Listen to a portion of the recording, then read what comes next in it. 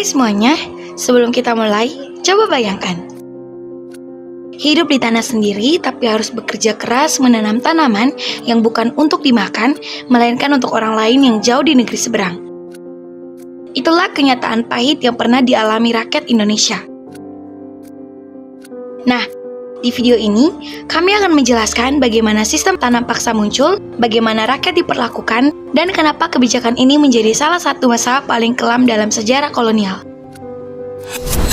Pada tahun 1830, pemerintah kolonial Belanda menerapkan kebijakan yang dikenal sebagai tanam paksa atau Cultuurstelsel.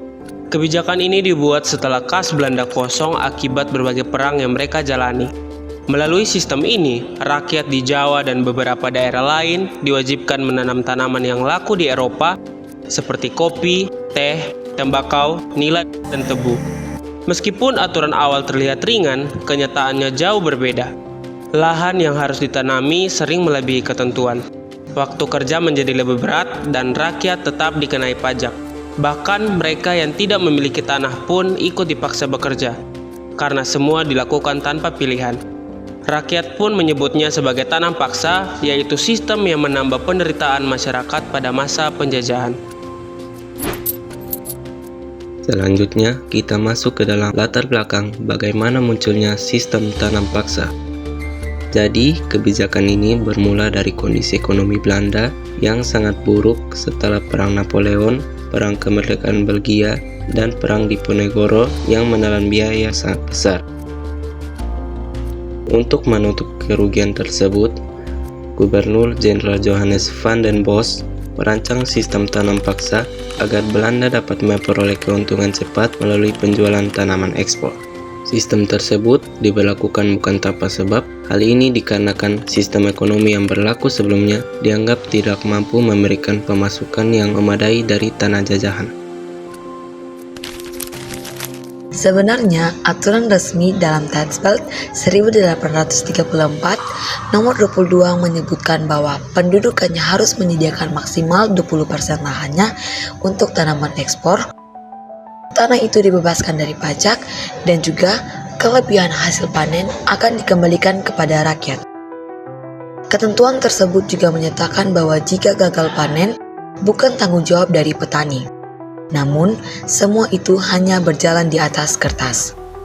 Di lapangan, banyak pejabat kolonial dan pemimpin lokal memaksa rakyat menanam jauh lebih banyak dari aturan, bahkan sampai seluruh lahan mereka.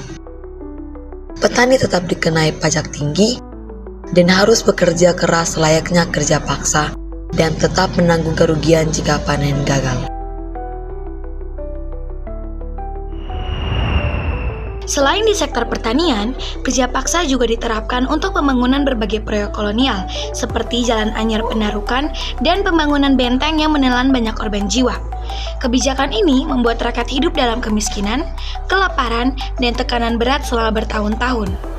Setelah mendapat kritik besar dari kelompok liberal di Belanda, sistem tanam paksa akhirnya dihentikan pada 1870 melalui Undang-Undang Agraria dan Undang-Undang Gula yang menjadi awal berakhirnya praktik kerja paksa di Indonesia.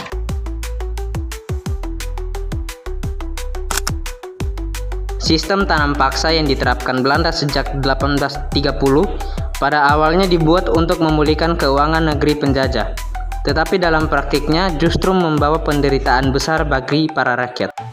Aturan yang tampak adil hanya menjadi tulisan di atas kertas.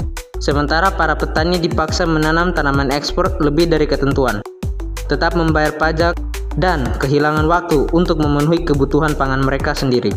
Akibatnya, banyak daerah mengalami kelaparan, kemiskinan, dan tekanan kerja yang berat. Sistem ini akhirnya dihentikan pada tahun 1870. Setelah kritik keras menyoroti besarnya ketidakadilan dan eksploitasi yang dialami masyarakat. Sekian dari kelompok kami. Terima kasih.